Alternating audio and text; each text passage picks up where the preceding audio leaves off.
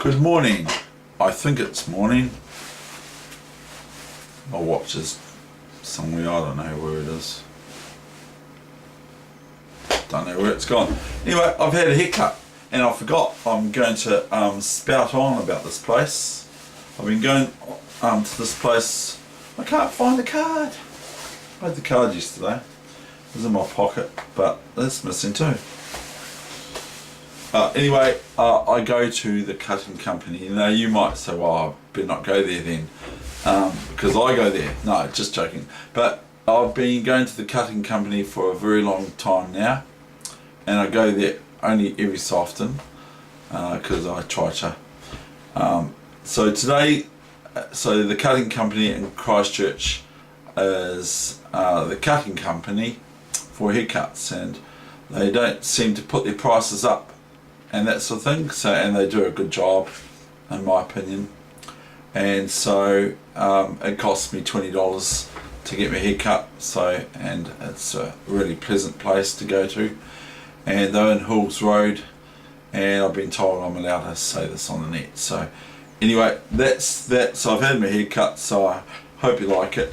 I do it, so it looks a lot tidier than having a big ball of hair.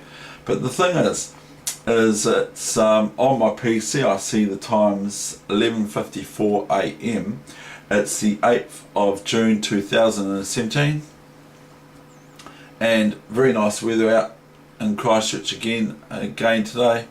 So and I've just noticed I had a friend of mine, so why I'm late is I had a really good friend of mine, we go a long way back, who texted my other phone or rung it, and so yeah, I've just been spending time with him. But when I was seeing him out or so, I thought, oh, hang on, what's that? What's wrong with my my mirror for my car? Because I had the dent last week, and I just seen that the panel beaters missed the mirror because it's been impacted too. But anyway, here we go. We're going to get right into this game right now, because otherwise I'm going to be 5,500 minutes, aren't I? And real quickly, I went to the Canterbury Chess Club. I have some concepts in mind, even an invention, but not related to chess. But I've got some concepts in mind about coaching these young chess budding stars to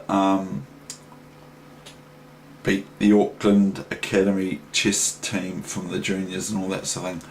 And I'm going to do some other things in coaching with them too. So I'm going to find the real ones that want to really learn, and the other ones that want to play chess, they just play chess. But the ones that really want to get better at the game, I'm going to try and help them and that sort of thing on their way. Anyway, so here we go.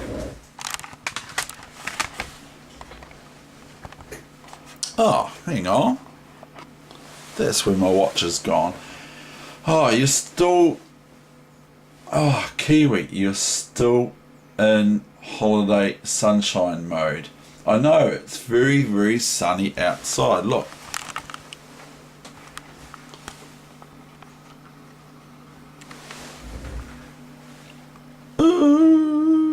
We'll try to get the sky in there. I can't get it. It just seems to... Anyway, nice blue sky outside. And I have to clean my windows still, but my grass is quite long on that side of the property. So anyway, so what have you been up to, Kiwi? You're the one who's got my watch, and if you have a look at the watch, it says nearly approaching 12 o'clock. So I better get moving. And we better not take the glasses off, so I better move you. Okay, see you next time, Kiwi, on the Muppet Show.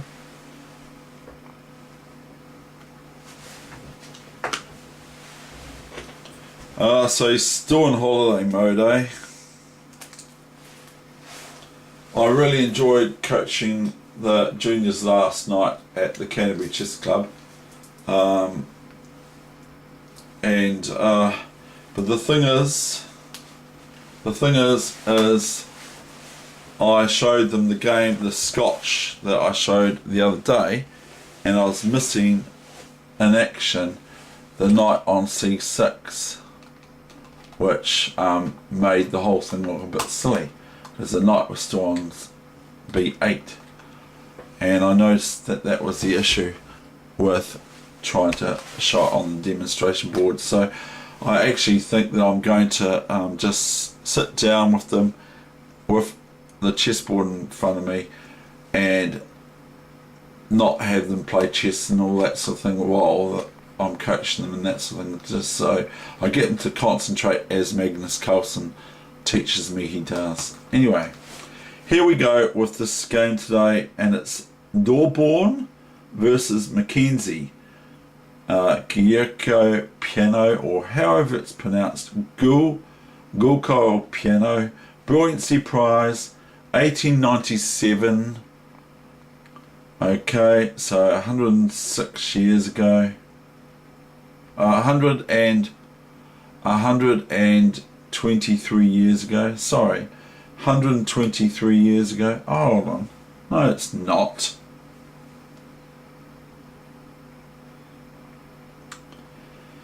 What is it? It was played in January 1897.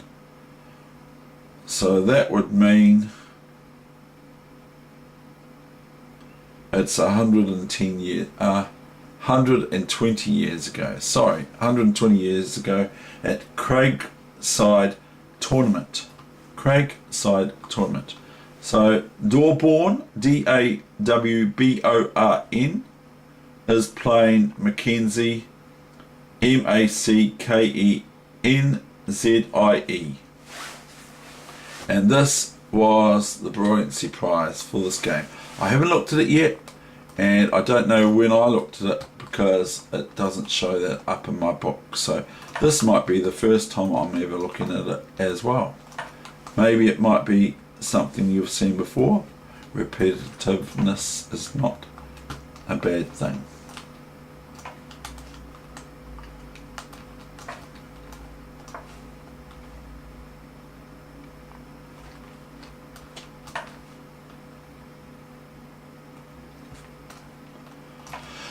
So here we've got an identical position between both positions from white and black, or black and white, reflect each other on the board.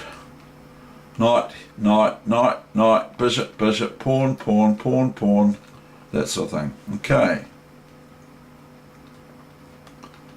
White now plays knight e2. Not a move that I suggest, but it might be a main line, who knows. Bishop e6. Now if white plays bishop takes e6, the basics to it are, okay, this would double up black's pawns, but it would also open, according to Nimzowitsch as well, it would open this file for the black rook, or black rooks or queens and that sort of thing on this file, and thereby this knight can go station itself on here, and it's a nice wee posse. And if the pawn attacks it, then the knight moves merely back, and then this would be weaker on the F file if there's rooks on here. I'm just showing you ahead of time what would happen once white plays g3 or something to get rid of this knight, or takes the knight with the bishop. Then white, if the pawn pushes here to get rid of the knight once it eventually gets on f4, if the bishop takes on e6 now, if the pawn moves up to g3, it weakens white's protection of the knight, at least in this case, for rooks that might be attacking down here on the F file. So I'm just giving you a concept, an idea of why black plays bishop e6, is that it would be the only, even though it's a doubled e pawn, it would be the only player on the board with activity for their rooks, horizontal and vertical creatures that they are in the game, whereas white would have all the pawns in the way of their rook or rooks, unless they come about opening one of their pawns up by getting rid of this or whatever the case may be. I'm just trying to explain that this gives black the play of the half open f-file for their rooks and or queen, whereas white is hampered by their pawns all in front of their rook files. Not ranks, because the ranks are along here. They're from left to right, the ranks, and onwards and upwards are the files. Okay, so white played here bishop b3, so that if bishop takes here now, this is atypical of this opening.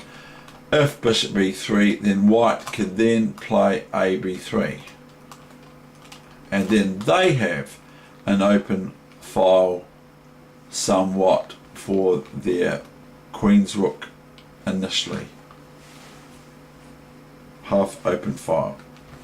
So black castles, because they know what's going on, they know what is the possibility here. Castles, c3,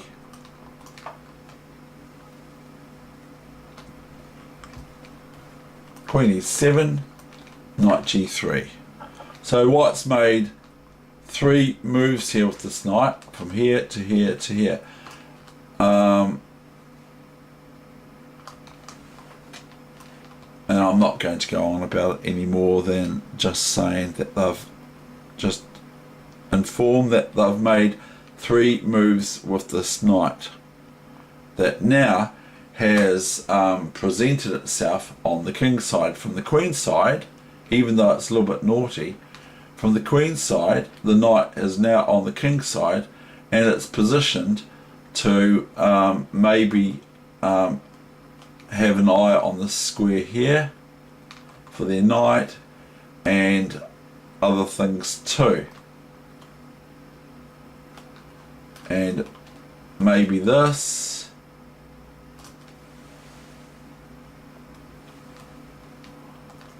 Queen's rook, or rook a d8 was the move that black played.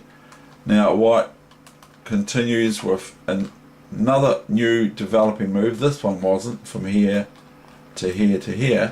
From here it was a developing move, but here it isn't. It's made 2 more extra moves,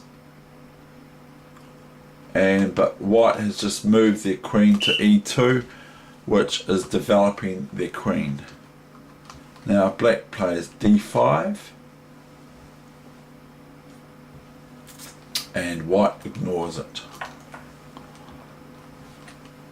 de4,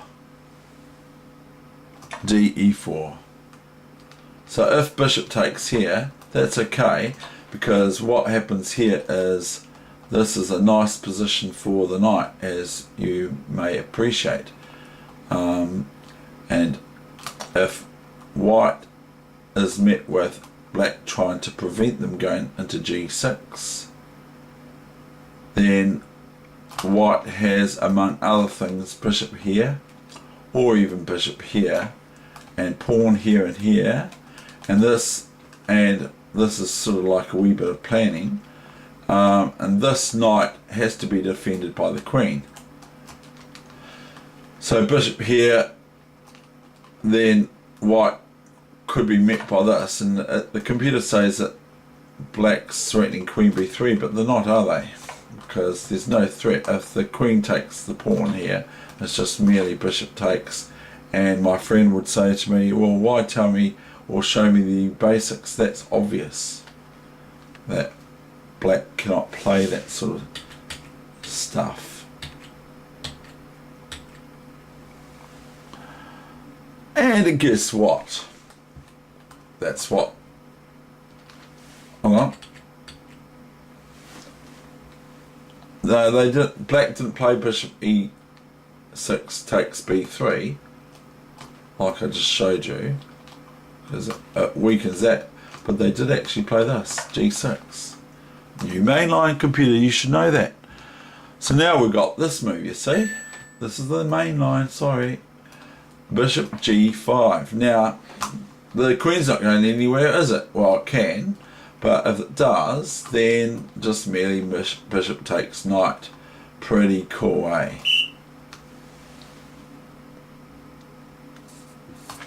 King to knight 2. Now, that's getting a wee bit dangerous, but I can't do it yet. I thought I could just go queen here, but I can't because of bishop takes queen, because I wasn't looking at the position. Rook a d1. h6. Now the bishop goes right back home. Now this is actually, as soon as the rooks are connected, this is becoming possible again, because the bishop likes to lean back here and rest on the back square. It doesn't want to get in the way of the rook, I suppose, and it doesn't want to go here because it can be exchanged. It can't go here, and it doesn't want to go here because black could try and win it if it goes here. It can't take the pawn because the king takes bishop, and if here, possible is g5, even though white gets this with this threat here. Knight check, devastating black's troops. Black would play this, and then if knight here check, then rook can take, queen can take, knight can take, or even better, I'm sorry, then that is this first, new variation. It's not the main line, you should know that. Queen takes here is a wee bit better for white than the other move, but black has two pieces for white's extra rook. So black's got two minor pieces for, so I would favour black in this position. Now the next move for black would be queen takes, rook takes here. Now notice that rook takes here is not very good. It's not devastating, but it's not very good because of queen f2 picking up another pawn and such like, so forth, blah blah blah. And then back here after this takes here, back here, and the rook's not going anywhere on a holiday, is it? Because of queen coming here, checkmate. Okay, so that's just a little bit of gobbledygook there.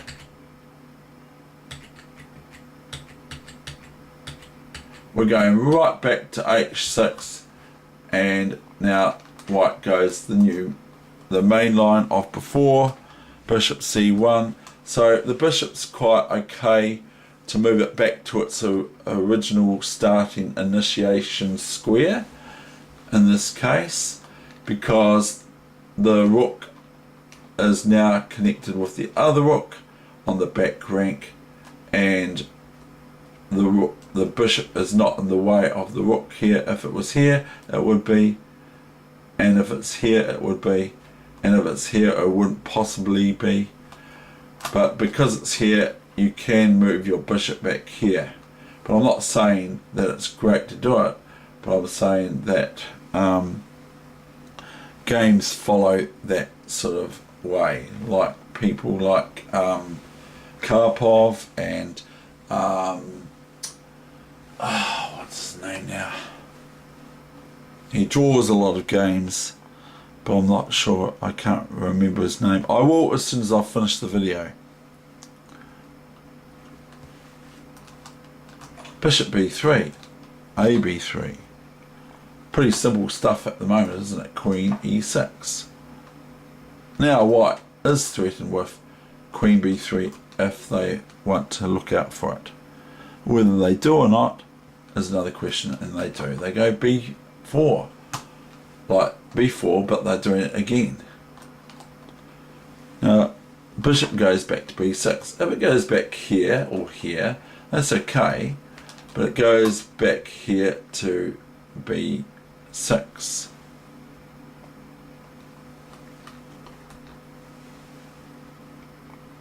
Now white plays h3. This would be called a prophylactic preventative move by stopping knights coming here. And notice if the queen was here, say for instance we play a bogus move, okay, we all know that the queen can be captured on h4, on g4 with the h3 pawn. Say we play a bogus move here for white now, black has this move.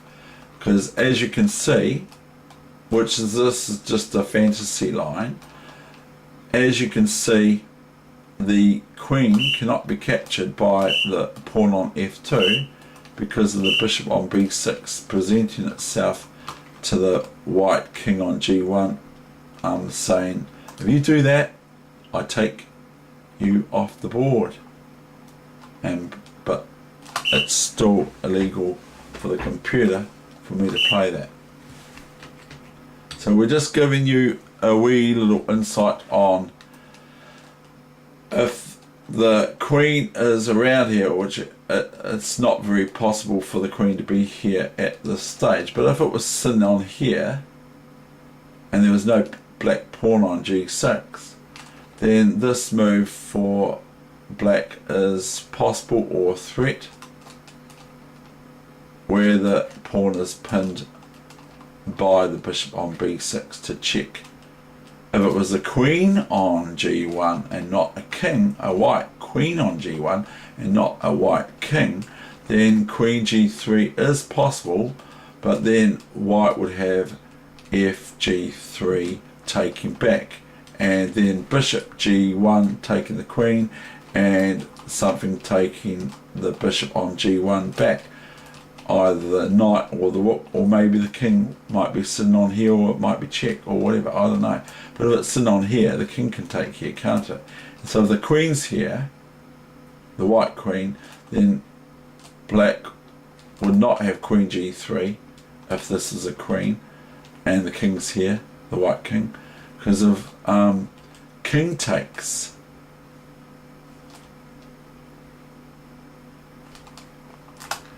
So anyway, we've got h3. Now, knight e7.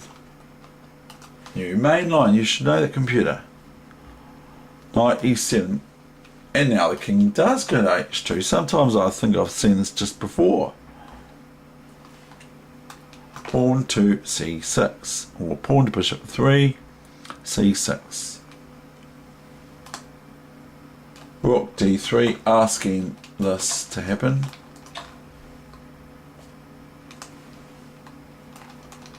Now, did white try and drive black away from that square? I'm not sure. But nothing really is happening that's really exciting or swashbuckling, is it? There's no real sort of excitable kind of play here yet, is there? Like, look at this, like knight e1. Knight d6, knight d3, f6,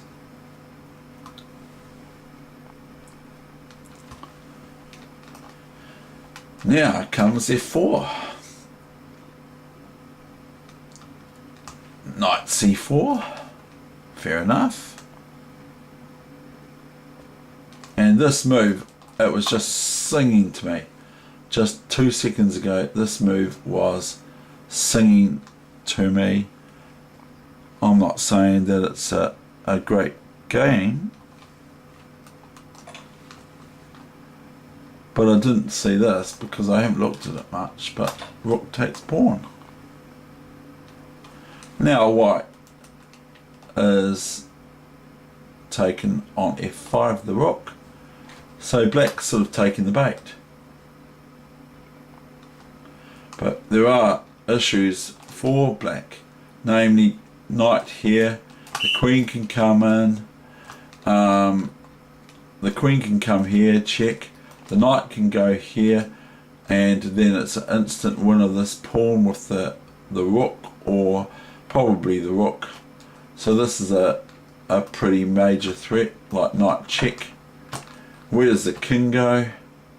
If it goes here, white's even got bishop takes here, threatening this, and then rook f6, and rook f6, and rook h6 if they like, and rook h8, and queen f3 check, blah blah blah blah blah, all sorts of things, just fireworks.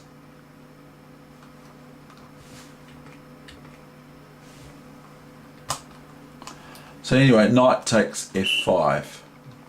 Oh, we've got to go back and move, don't we? Knight f5, the new main line. You should know that, computer.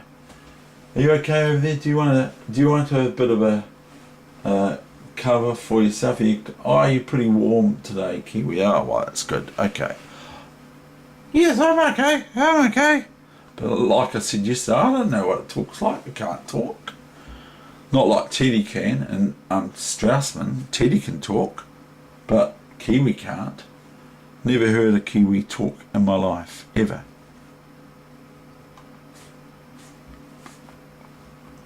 So rook takes f5, knight takes f5, knight takes f5 check, king to h8.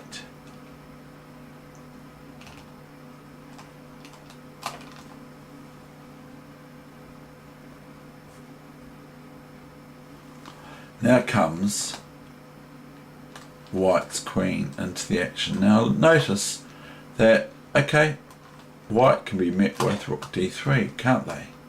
No, comes a reply because queen h6, and I'm not going to show you the checkmate, the next move for white. I'm not going to do it. It's checkmate, next move. After king there, checkmate is easily seen by everyone and their dog, and even Kiwi saw it. Queen, I'll show you anyway. So just in case you don't see it, this is checkmate. Okay, so we don't want that for black. Black says. Black said, I'm not going to take that knight on d3. So I'm going to go rook d7. New mainline, computer. You should know the other one was pathetic. Queen takes h6. Check. And now if rook here, then we have this. Check here. Okay, then the only move for black, believe me, this is the truth, I am absolutely convinced, is queen back here to defend the king. Can't do anything else. Then we've got queen takes f6. Black is hampered by white having a field day. Now, the only real move here is this. There's no real better move because the king can't move anywhere. The queen doesn't want to move there because of knight takes here, and I'll give you a quick way of winning this. We'll just show you this one, and this isn't necessarily the way that white wins here, but if here, look at this. Well, that was a long checkmate word. I wonder what language that was. There will be people out there in the world that will know what that was all about.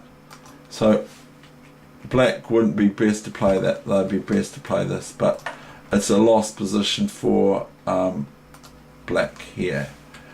So the only thing for black to do here is rook g7, new variation. You should know that this isn't the main line. Then we have this mean looking move. And now what is black going to do about that?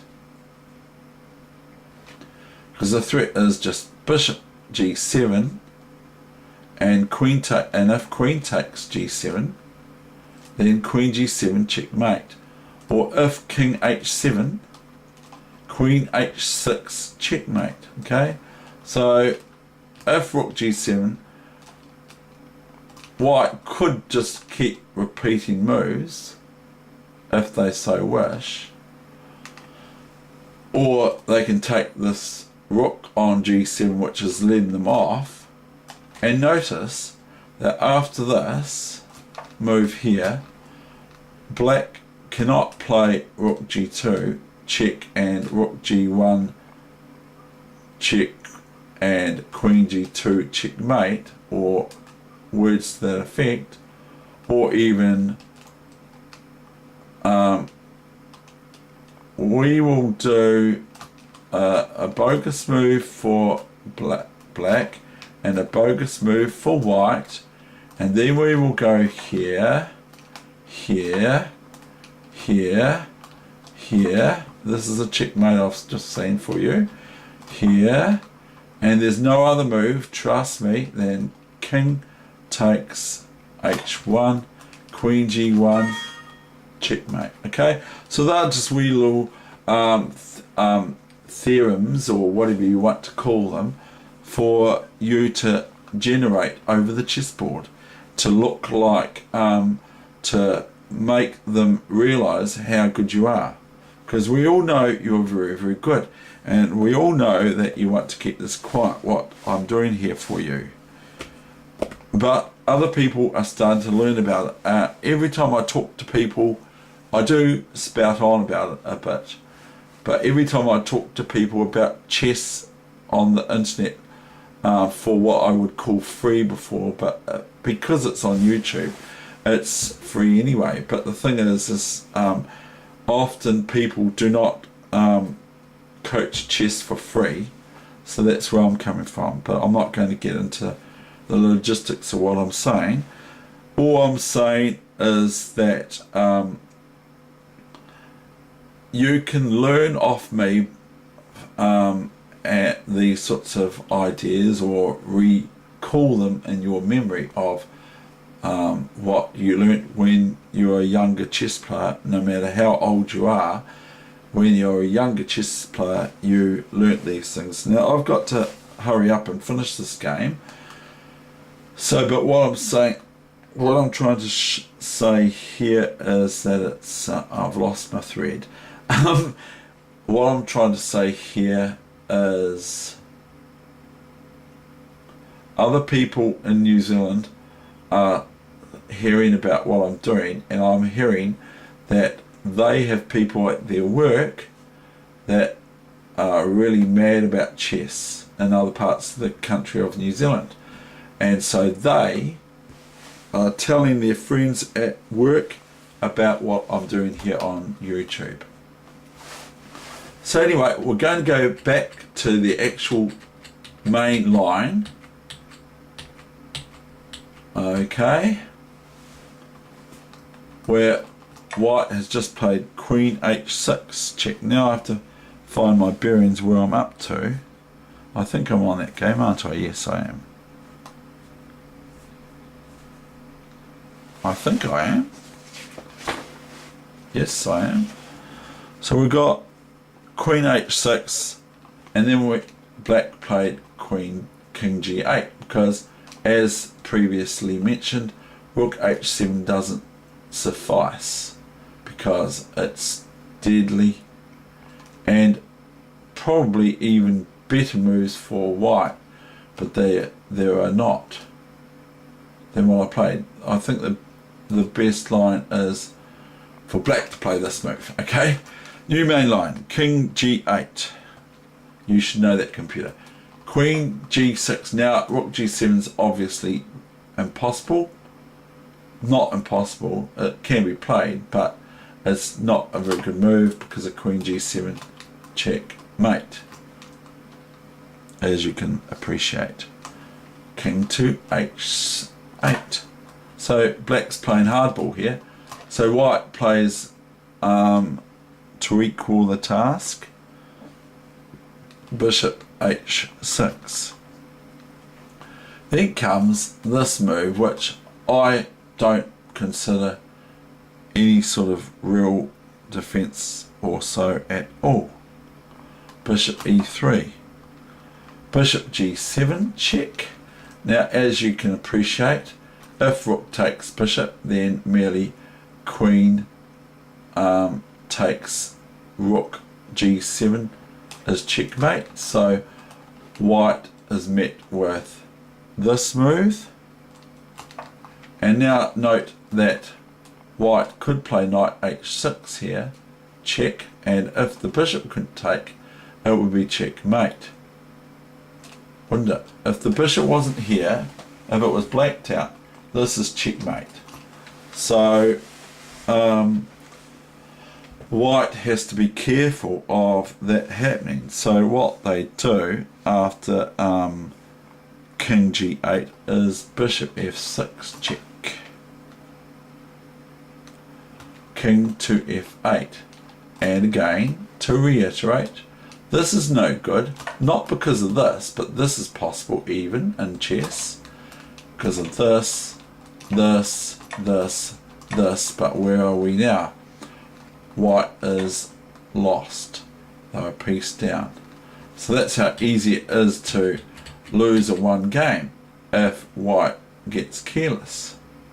But here, merely queen takes the rook is checkmate on g7. Checkmate, checkmate, checkmate.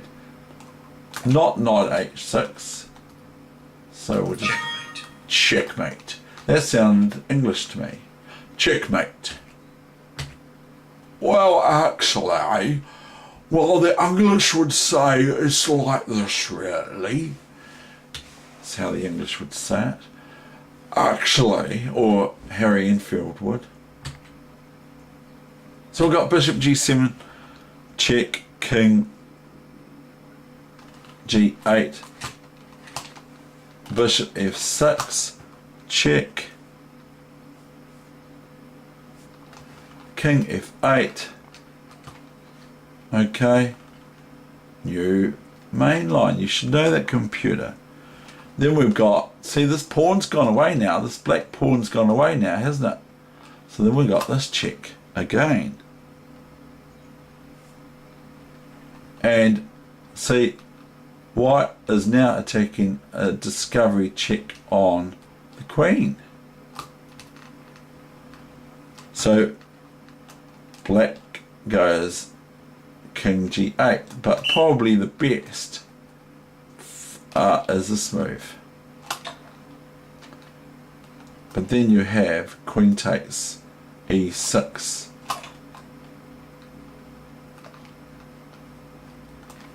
You also have queen g7, but that's not as good because black's still in the game. I believe, I might be incorrect. You haven't got knight g7 because the queen takes g6, okay?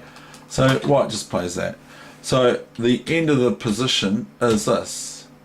Bishop g7, king g8, the new main line, and then white now played queen e6. Check, and black resigned. That's the end of my session. I hope you enjoyed it. I have aspirations of either doing my invention idea, which I cannot disclose, of course.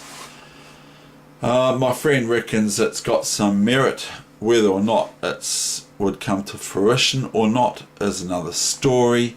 And then, as well as that, I've got my ideas, which are not new ideas, for coaching the juniors from the Canterbury Chess Club, coaching them in a big way. But that's my dream, or one of my goals or plans or whatever. But these sessions still continue.